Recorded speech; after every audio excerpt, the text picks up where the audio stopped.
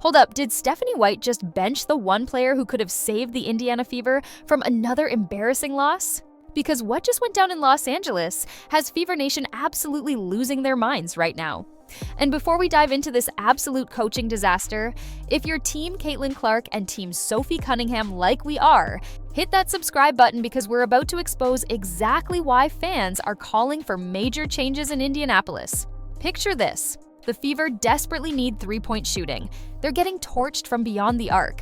Sophie Cunningham's out there getting wide-open looks that nobody's feeding her. Meanwhile, there's a sharpshooter named Chloe Bibby sitting on the bench for 41 minutes and 3 seconds of a 48-minute game. Yeah, you heard that right? 2 minutes and 57 seconds of playing time for a player Stephanie White literally called their missing piece just days ago. Make it make sense. But wait, it gets even crazier. Because while Bibby's collecting splinters on the bench, Sophie Cunningham's out there dodging flying objects. And no, I'm not talking about basketballs. We're talking about the wildest trend to ever hit the WNBA. Green rubber projectiles flying through arenas like it's some kind of twisted halftime show nobody asked for. Sophie literally tweeted, "Stop throwing these things on the court, you're going to hurt one of us." And what happens next? One actually hits her in Los Angeles. The universe has a sick sense of humor sometimes. Let's rewind to when this whole mess started brewing. The Indiana Fever signed Chloe Bibby to a 7-day contract in late July. This wasn't just any signing. This was supposed to be the answer to their prayers. A legitimate stretch four who could knock down threes and space the floor for Caitlin Clark and Aaliyah Boston. In her first 3 games, Bibby went absolutely nuclear from deep. She became the first Fever player since Katie Douglas in 2008 to hit multiple threes in each of her first 3 games with the team. That's not just good, that's historically good. Stephanie White was singing her praises like she'd found the holy grail of basketball. She gives us a different look than any of our other post players, White said after Bibby's debut. With Bibby, she's a stretch 4 and she's a shooter. We haven't had that. Those are her exact words. So riddle me this. If she's such a game changer, why is she riding the pine while the team's getting cooked from 3-point land? The numbers don't lie, and they're absolutely brutal for Coach White. In that loss to the Sparks, the Fever shot 30% from 3 until garbage time. 30%! Meanwhile, Kelsey Mitchell's out there trying to carry the entire offensive load with 34 points. Sophie Cunningham managed 8 points on 2 of 4 from deep, but she was wide open way more than 4 times. The offense was crying out for another shooter, and guess who was available? The same player who was shooting 50% from 3 in her limited minutes. Here's where it gets even more mind-boggling. Damaris Dantas got significant minutes over Bibby. Let me repeat that for the people in the back. Damaris Dantas, who's been about as effective as a screen door on a submarine this season, got playing time while their designated 3-point specialist watched from the sidelines. Fans on social media went absolutely ballistic. And honestly, can you blame them? One fan posted, "We signed Chloe Bibby just to take her out of the rotation. Sounds like the Fever." Another said, "Stephanie White would hear it right here. We need some reliable outside shooting to spread the floor. Let's just leave that stretch 4 on the bench." The comments just kept coming, each one more savage than the last. Steph is a weirdo for that. They were barely shooting above 30% from 3 until the end of the 4th, and it didn't occur to her that maybe Bibby could have been a spark from deep. But here's the kicker. This isn't just about one game. This is becoming a pattern with Stephanie White's coaching decisions. Remember Michaela Timpson? Arguably the most athletic player on the roster, and she's getting 4 minutes a game. 4 minutes! Meanwhile, less effective players are getting extended run while the team struggles to find any offensive rhythm. It's like watching someone try to put out a fire with gasoline while there's a perfectly good fire extinguisher sitting right there. The timing couldn't be worse either. The Fever were on a 5-game winning streak before this disaster in Los Angeles. They were finally building momentum, looking like a team that could make some noise. And then boom! Stephanie White decides to get cute with the rotations and everything falls apart. The Sparks put up 100 points. 100! When was the last time you saw a team with championship aspirations giving up triple digits like it's nothing? Let's talk about Sophie Cunningham for a second, because she deserves so much better than this. The woman came over from Phoenix ready to be that enforcer, that spark plug the Fever needed. She's been everything they asked for and more. But when she's out there calling for the ball, wide open in the corner, what happens? Aari McDonald decides to drive into 3 defenders instead. It's not just bad basketball, it's disrespectful to a player who's proven she can knock down those shots. And speaking of disrespect, can we address the elephant in the room? Or should I say, the flying green object in the room? The WNBA has had 3 separate incidents in the past week of fans throwing inappropriate items onto the court. Sophie Cunningham literally became a prophet when she warned this could hurt someone and then gets grazed by one herself. The woman can't catch a break. She's dealing with questionable coaching decisions and rogue projectiles. That's not in any player's contract. The irony is almost too perfect. While Sophie's out there trying to dodge flying objects and begging for the ball, the one player who could help her is glued to the bench. Imagine how different that game looks with Bibby getting 20+ minutes.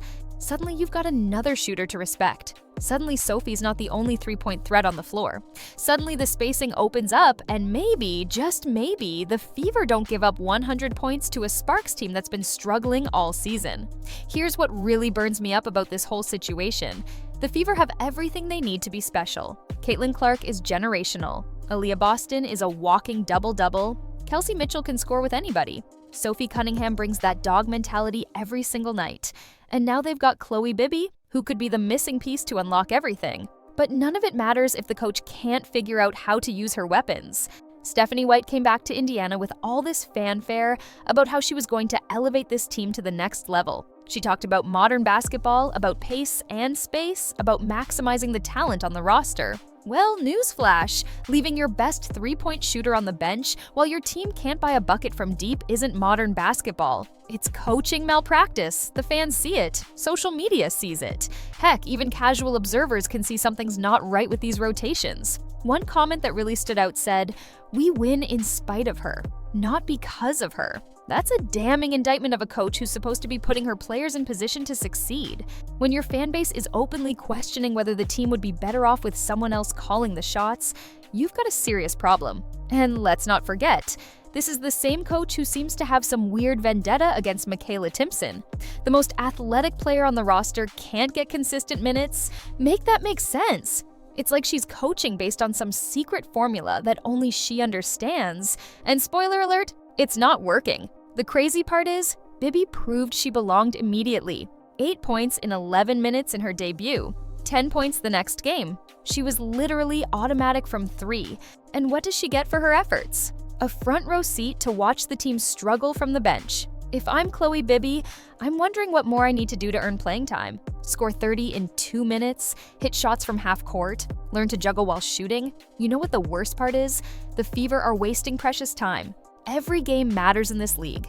Every loss could be the difference between home court advantage and playing on the road in the playoffs. And here we are, watching Stephanie White overthink herself into bad losses while the solutions are sitting right there on the bench. The comparison to other coaches in the league is stark. Look at what Sandy Brondello is doing in New York.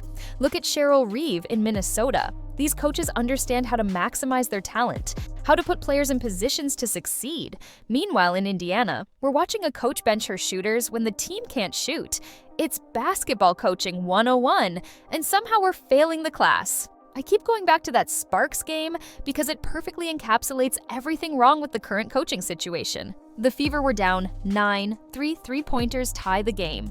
You have a player on your bench who's literally been money from deep, and she plays less than 3 minutes? That's not just a mistake, that's coaching negligence. The social media reaction has been absolutely brutal, and rightfully so. Fans aren't stupid. They can see when something doesn't add up. When you sign a player specifically to address a weakness, praise her publicly, watch her deliver immediately, and then bench her when you need exactly what she provides. That's going to raise some serious questions about your decision-making. What makes this even more frustrating is that the pieces are all there. This Fever team has more talent than they've had in years. They should be competing with anybody in the league.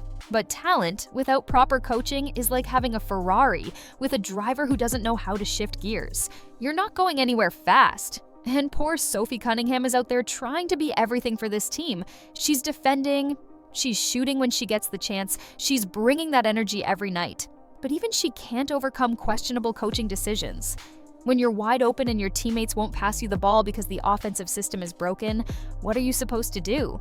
The Bibby situation is just the tip of the iceberg. This is about a pattern of puzzling decisions that are holding this team back. It's about a coach who seems more interested in proving she's the smartest person in the room than actually winning basketball games. Newsflash, nobody cares how smart you think you are if you're losing games you should win. Here's my prediction.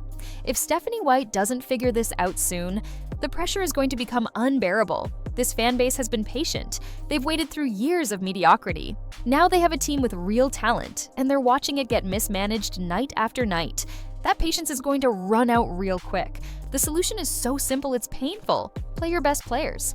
Put them in positions to succeed. When you need three-point shooting, play your three-point shooters. When you need athleticism, play your athletes. This isn't rocket science, but somehow we're making it way more complicated than it needs to be. Bottom line, the Indiana Fever have a Stephanie White problem, and until they address it, all this talent is going to continue being wasted. Chloe Bibby deserves better.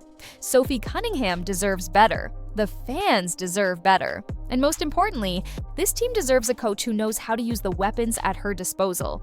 If you're as frustrated as we are about these coaching decisions, drop a comment below and let us know what you think needs to change. Should Bibby be getting more minutes? Is it time for a coaching change? We want to hear from Fever Nation. And don't forget to subscribe and hit that notification bell because we're going to keep bringing you the real truth about what's happening with your Indiana Fever. Until next time, this is your source for everything Fever basketball, where we call it like we see it, no matter who doesn't like it.